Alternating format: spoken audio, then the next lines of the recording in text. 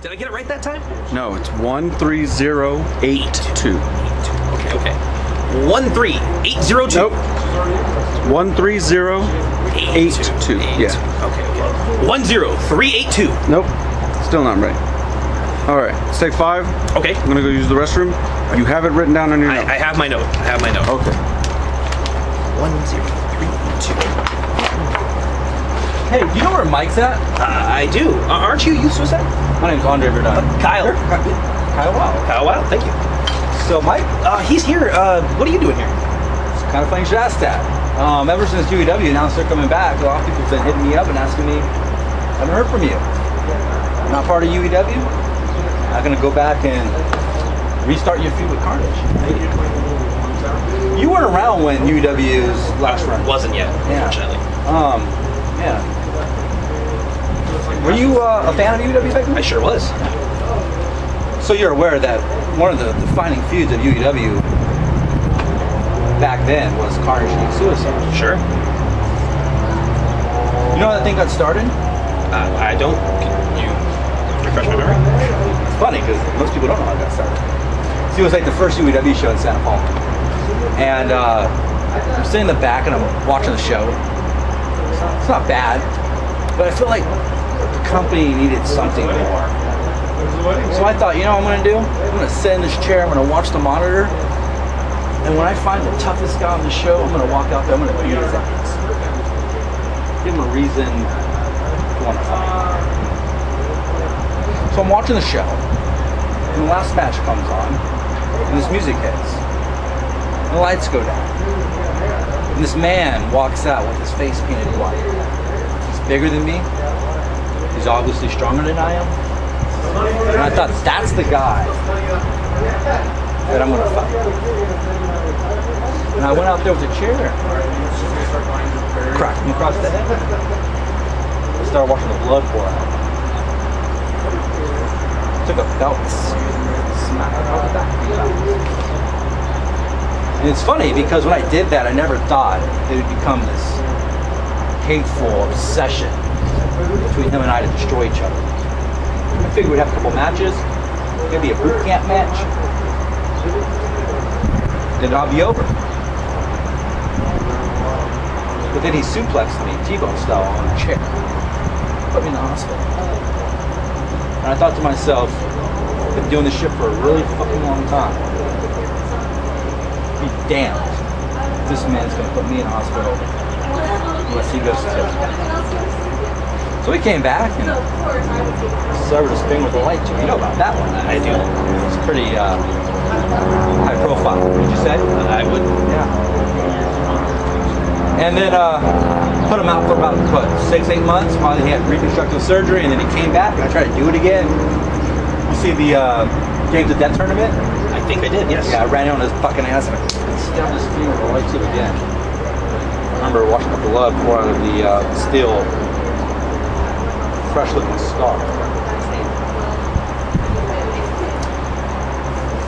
And I felt like the feud just got to the point where it had to get settled, so UEW finally booked the match. It was one-on-one. Carnage, Youth Suicide, one fall to a positive finish. There has to be a winner. It was actually the only time that Carnage and I, after all those fights and all those run-ins and all that blood that was spilled and all those injuries that occurred, it was the only time that him and I ever wrestled one-on-one. You realize that? I do. Yeah, it was the only match.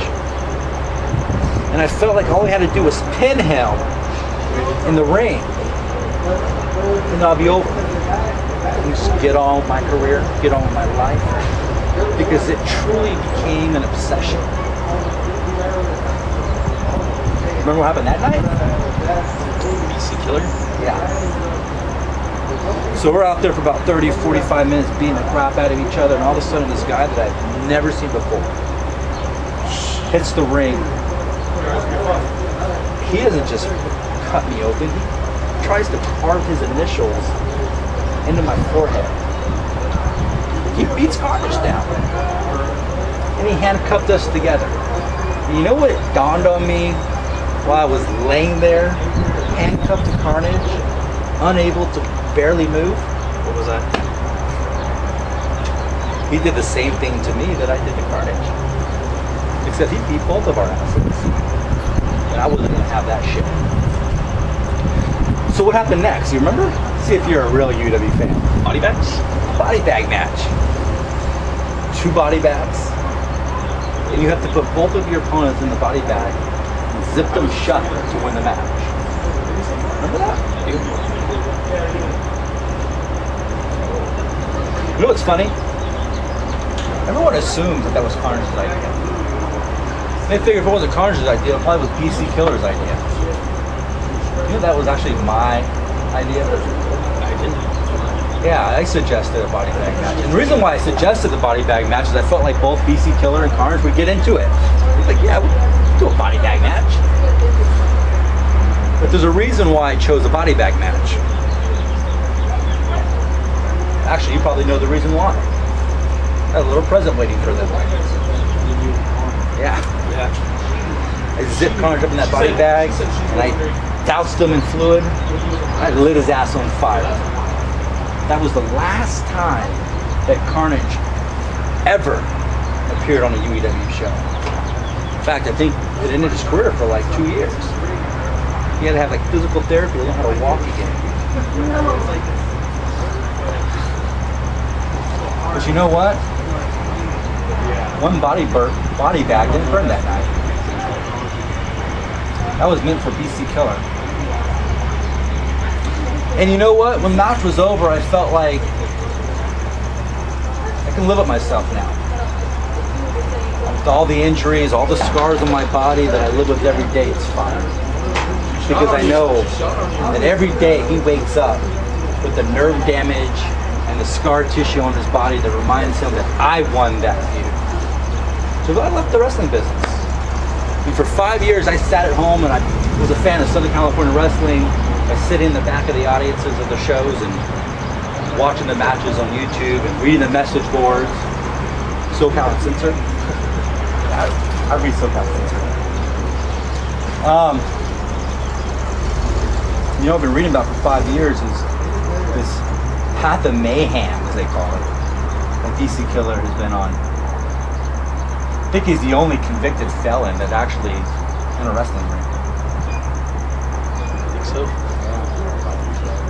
He's a really violent guy.